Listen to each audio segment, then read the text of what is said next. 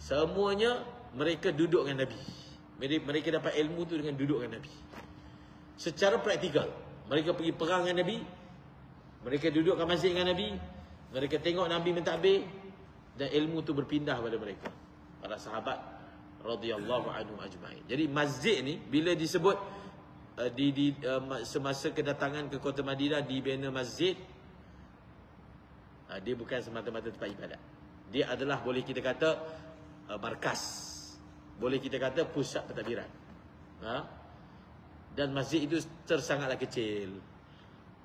Mungkin lagi kecil daripada surau ni. Masjid Nabawi ni yang buat segala-gala kehebatan yang saya sebutkan tadi lebih kecil daripada surau ni pada zaman Nabi SAW. Jadi maknanya kekurangan kita pada hari ini bukanlah bilangan. Bilangan orang Islam lagi banyak pada zaman ini. Bukanlah duit orang Islam lagi banyak. Bukanlah senjata orang Islam lebih banyak. Kekurangan kita pada hari ini, kita kurang iman. Yakin pada Allah, yakin pada akhirat. Banyak cinta dunia, yakin akhirat kurang, dan tidak ada persaudaraan, melainkan perpecahan sahaja. Itu sahaja jawapan atas segala malapetaka yang sedang menimpa umat Islam. Itulah dia. Iman tak ada, kurang, amal pun tak ada. Orang Islam tinggalkan sembahyang, orang Islam berzina, orang Islam membunuh, orang Islam berjudi, orang Islam. Yang mana zaman Nabi ni, benda ni, orang Islam zaman Nabi ni, dia tak boleh bayang ada orang Islam tak sembahyang. Tak boleh bayang. Dia tak boleh bayang langsung.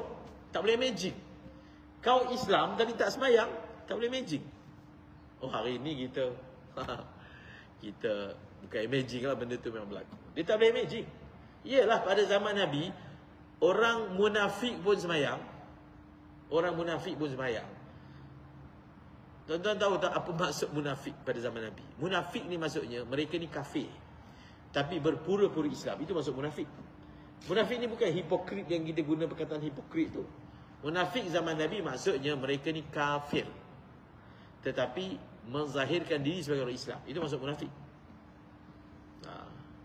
Kafir, memang tak suka Nabi, memang benci Nabi, memang tak percaya langsung pada Allah, tapi dia nak ambil kelebihan jadi orang Islam. Bukan jadilah, menzahirkan diri seorang Islam. Sebab ada kerajaan Islam kan. Mereka ni kalau semayang, soft pertama belakang Nabi. Munafik. Dia tak datang semayang ni kalau waktu gelap, waktu orang tak nampak. Tapi waktu kalau orang tahu, dia akan datang. Itu tara munafik zaman Nabi SAW. Jadi sahabat Nabi dia tak boleh bayang ada orang Islam tapi tak semayang. Cannot imagine. Tak boleh dibayangkan. Ada orang Islam tapi tak semayang. Tak boleh faham. Tak boleh berlaku. Jumlah mereka kecil tetapi boleh menggegarkan dunia. Jadi iman kita lemah, amal kita kurang. Dan itulah memang dah namanya umat akhir zaman. Dia sebenarnya gitulah. Dia makin jauh daripada Nabi, makin lemahlah kita. Makin jauh daripada zaman Nabi, makin pudarlah dia punya cahaya dia. Dan itu memang realiti akhir zaman. Kita tak mungkinlah. Kalau saya kata pasti, fakta yang saya kata ni pasti, saya jamin fakta saya benar.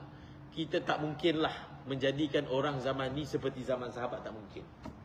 Kerana Nabi bagi tahu orang akhir zaman memang macam tu. Kan? Macam tu.